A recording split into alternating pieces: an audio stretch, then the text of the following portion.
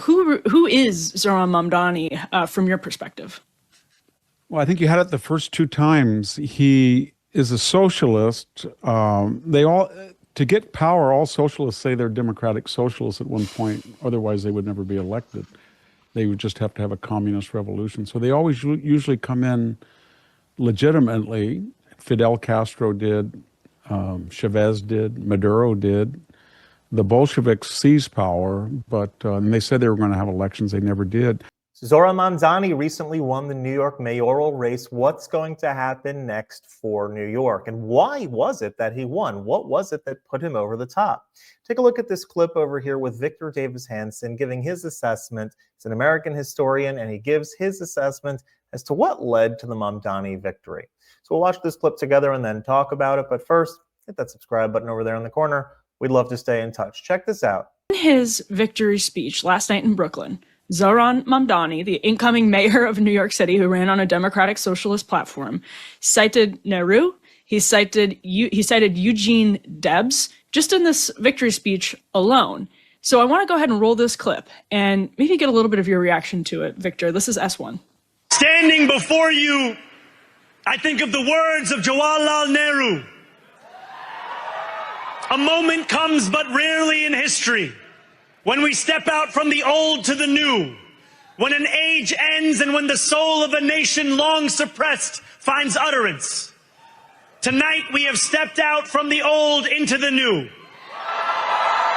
The sun may have set over our city this evening, but as Eugene Debs once said,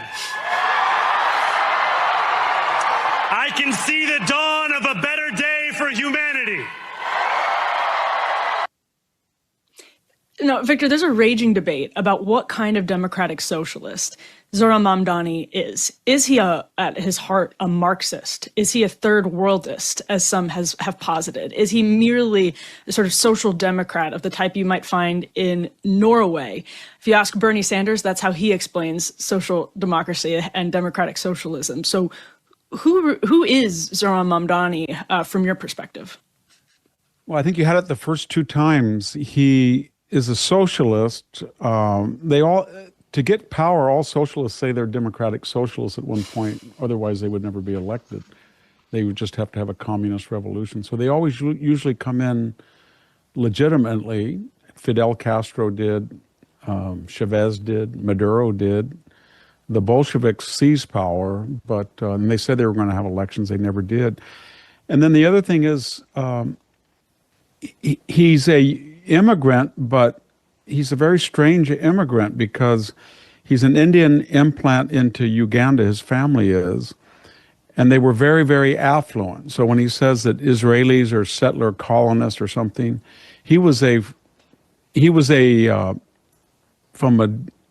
Asian that went in as an elite into Uganda.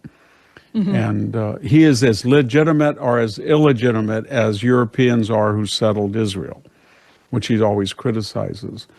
And then his family came over here, and his mother was a very affluent filmmaker. His father was an endowed professor, and they were very controversial. His father wrote a book in 2004, defending suicide bombing, among other things.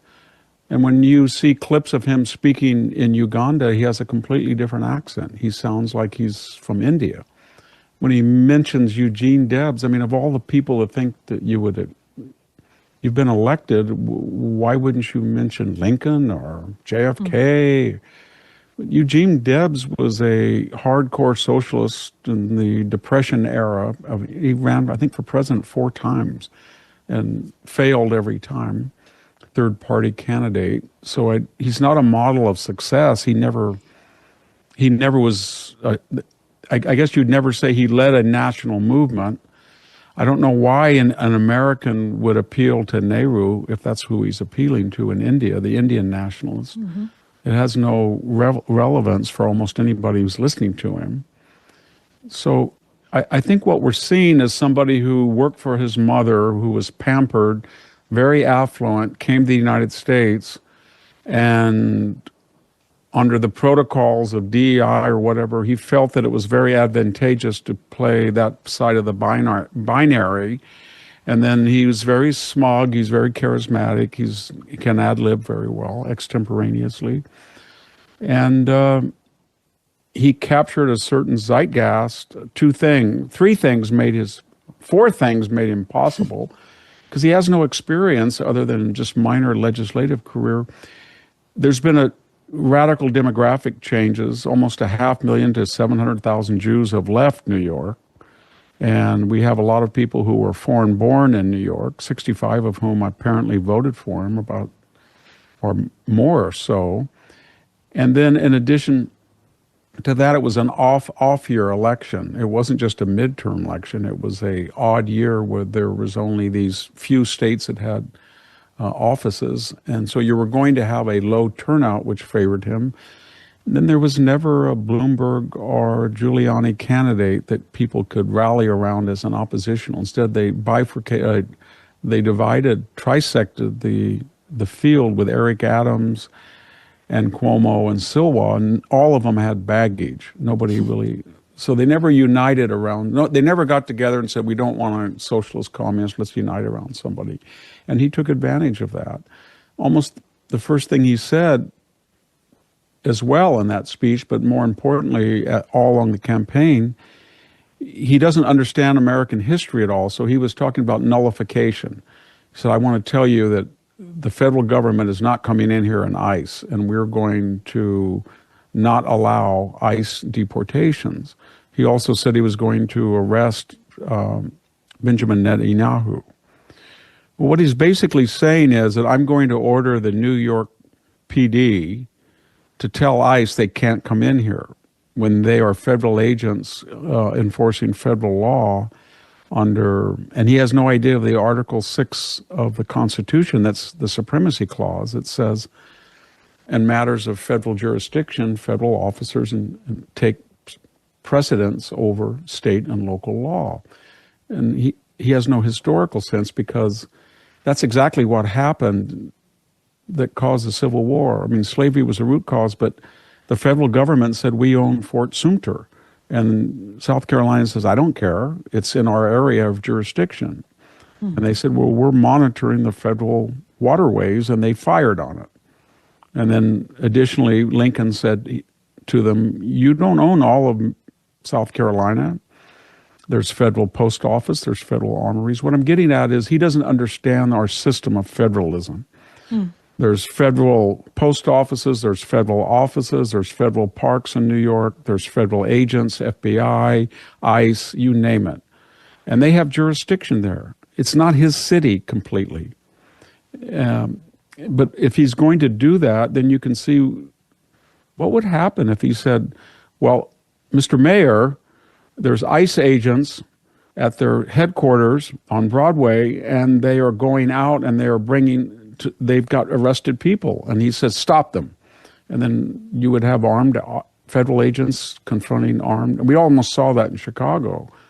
And Nancy Pelosi said that she would, that they could arrest ICE agents. So we're getting to a point, is what I'm getting at, is the 1850s, when John Brown and all of the preliminaries to the Civil War. And these people are ignorant of history, but it's nullification of federal law. It's illegal. One of the things that you'll notice in the New York mayoral election, if you look at the polls, is that the majority of the vote of native New Yorkers, of Americans, went to Andrew Cuomo, and the main votes that went to Zohran Mamdani were young people that were very, very left-leaning and part of a Marxist ideology, and those that were immigrants. Now, one of the important parts of legal immigration is the idea of not only people coming in and being charted in a way that makes sense for the country, but that you need to integrate into the country. In other words, that the goal is that you learn the language, you learn the history, you take part in the culture. You want to be a part of the American value system, the American dream. You want to participate in society in that way. That is the goal of legal immigration. And it's been said that immigration without assimilation is an invasion.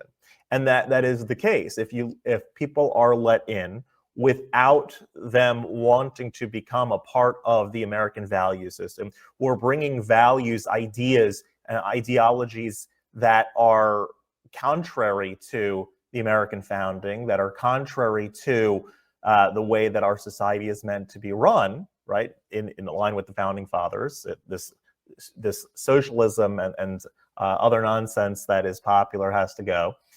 If you don't integrate with that, then you're going to be, it's going to be an invasion. In other words, that people are going to start voting in people that don't represent what the American value system is. And this is what we're seeing in the election of Zohran Mamdani. We need to get back to the basics. We need to return to reminding ourselves, what does it mean to be an American? To review what it is, what is the value system that the American experiment was created upon, and that is the Hebrew Bible values that have undergirded this country since the beginning. And until we return ideologically from where we come from, we're going to have a lot of difficulty in getting to where we're going. It's just the way it's going to work. If you like this content overall, hit that subscribe button over there on the corner. We'd love to stay in touch. Take care.